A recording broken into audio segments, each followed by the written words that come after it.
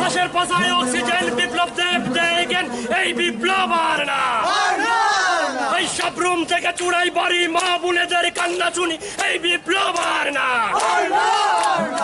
গ্যাসের দাম 1000 টাকা, গরিব মানুষের পকেট ফাঁকা, তাই বিপ্লব আর না। সব রুম থেকে চূড়াই বাড়ি মা বোনেদের কান্না শুনি এই বিপ্লব আর না।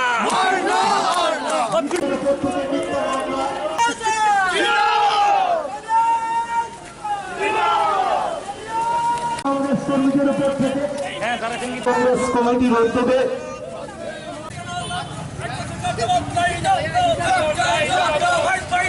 সন্ত্রাস বন্ধ করতে হবে, সন্ত্রাস বন্ধ করতে হবে। আজকে পেট্রোল ডিজেল রান্নার গ্যাস সিএনজি সহ জিন্দাবাদ। ত্রিপুরা প্রদেশ কংগ্রেস জিন্দাবাদ। ত্রিপুরা প্রদেশ কংগ্রেসের উদ্যোগে গ্যাসের অস্বাভাবিক মূল্য বৃদ্ধি, নিত্য প্রয়োজনীয় জিনিসের অস্বাভাবিক মূল্য বৃদ্ধি, ঔষধপত্রের অস্বাভাবিক মূল্য বৃদ্ধি, ঔষধপত্রের অস্বাভাবিক মূল্য বৃদ্ধি সহ নিত্য প্রয়োজনীয় জিনিসের অস্বাভাবিক মূল্য বৃদ্ধির প্রতিবাদে কংগ্রেস কর্মীদের উপর মিথ্যা মামলা প্রত্যাহারের দাবিতে রাজ্য গণতন্ত্র।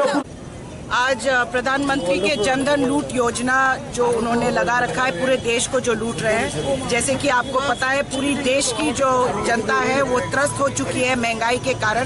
पिछले 16-17 दिनों में 14 बार से पेट्रोल डीजल का दाम बढ़ा है, गैस सिलेंडर का दाम बढ़ा है।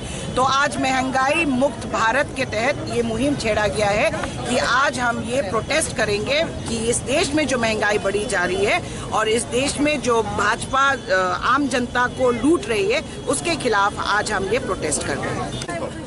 नरेंद्र मोदी नेतृत्वे बीजेपी सरकारेर शासने दिन दिन जिनिसेर दाम बृद्धि হয়েছে।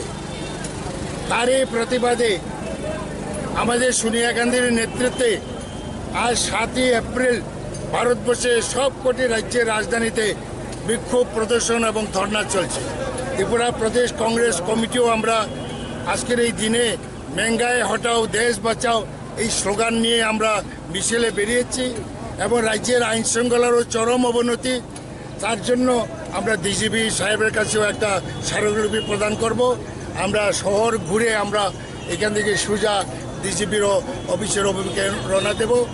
এবং আজকে আমরা দেখেছি আমাদের কর্মী নেতারা আসার সময় গাড়ি ঘোড়ার সমস্ত তারা বন্ধ করে দিয়েছে।